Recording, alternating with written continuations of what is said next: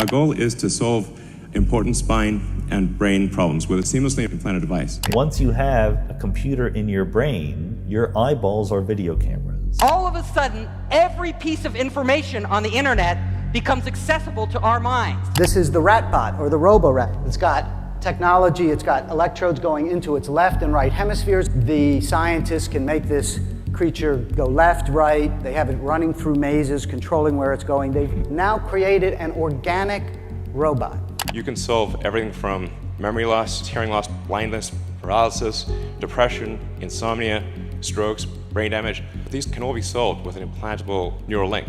We will be able to transfer memories. Knowledge will be commoditized. All of us will be smarter. Most people don't really understand how this technology works, what data is collected, how it's stored, or who might be able to get access to it legally or illegally.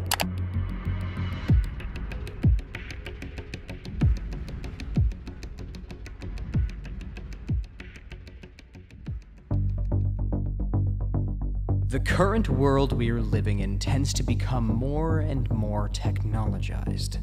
Besides, it seems that, as it continually develops, technology gets closer and closer to our bodies. Think of the phone in your pocket, or the smartwatch on your wrist. Could you imagine it getting under your skin as well? Sweden, one of the richest countries in technological advancement, has already inserted thousands of microchips into its citizens' hands. So congratulations, Hannah. Thank you. You've been shipped? Yes, I have. How does it feel? It feels good. I'm excited to see what I'll be able to do now.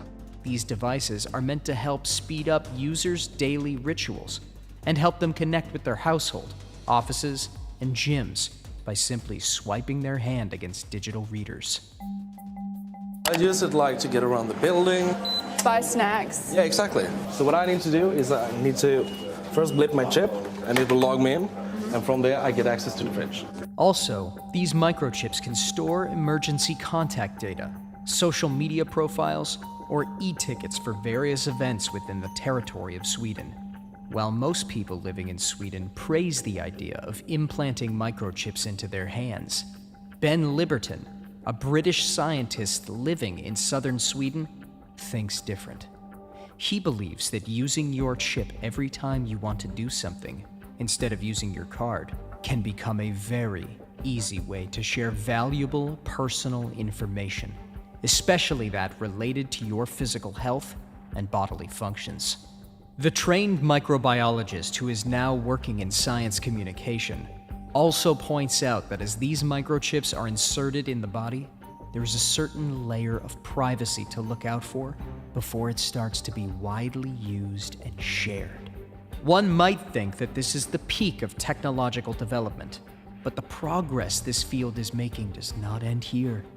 The past 20 years have been focusing on the intense work of neuroscientists, which resulted in a revolutionary technology known as BrainGate. And the main goal is to connect the human brain to computers through BCIs, brain-computer interfaces, or BMIs, brain-machine interfaces. These brain chip implants are tiny processors that connect to your brain through threads that are significantly thinner than a human hair.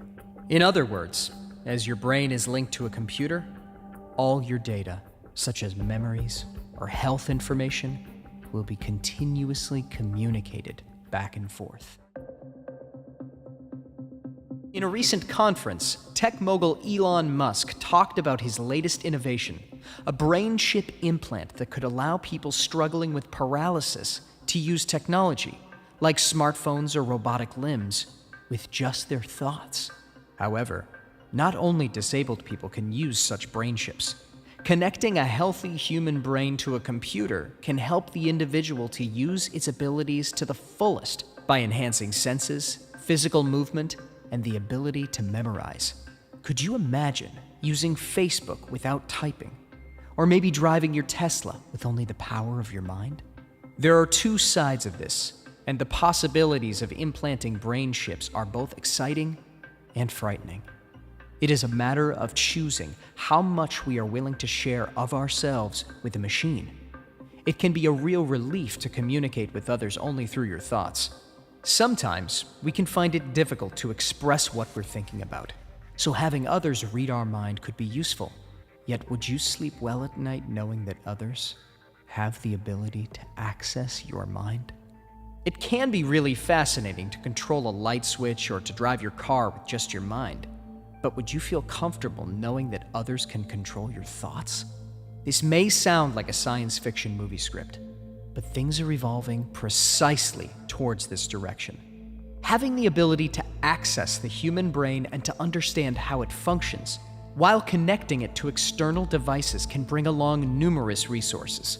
It is especially useful for people dealing with severe neurological damages.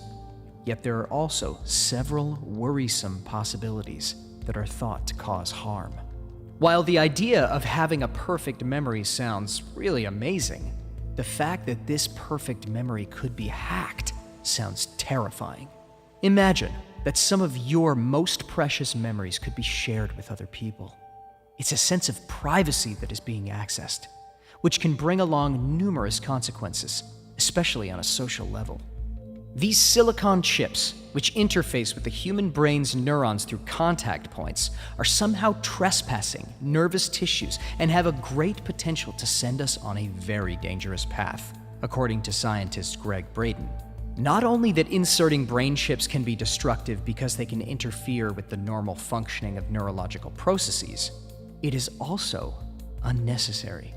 What these brain implants are thought to help us do, we already possess the biology to do it on our own. Mirror neurons are a specialized class of neurons in the human brain that don't know the difference between watching an experience and having the experience. This is why you can lie on your couch on a Sunday afternoon, watching a soccer game or a golf tournament or whatever. You're lying down, but you're watching this and your heart's racing, your muscles are tense, you might be perspiring, you might be, breathing heavy, but you're just lying there. I mean, if you think about that, it makes no sense. Your mirror neurons think you're the one on the field because the brain doesn't know the difference between watching and having the experience. When we learn to access these mirror neurons in a very specific way, we have super learning. I do this personally. I mean, we can learn very, very quickly. We can learn music. You can learn to perform the way another musician is performing. You can learn a foreign language very quickly. You can not only retain, but recall information. Super learning, super memory, super retention, super recall. Brain chip implants can indeed create numerous opportunities for the disabled, but for those of us who are healthy, there are several questions to answer.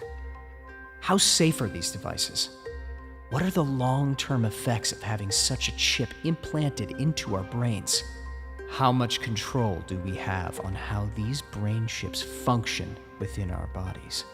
Human beings hold a great potential of accessing deeper layers of neurological functions, and so it becomes a concern as to how much of this power we are willing to give away to an external device.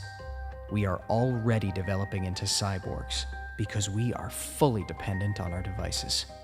Anxiety levels go up whenever we're not near our phone, and it has become an important element of our existence. While we still have a certain amount of control on how a smartphone or a smartwatch can influence our lives, brain chips can open the door to another side of our existence, where privacy and the right to it are completely ignored.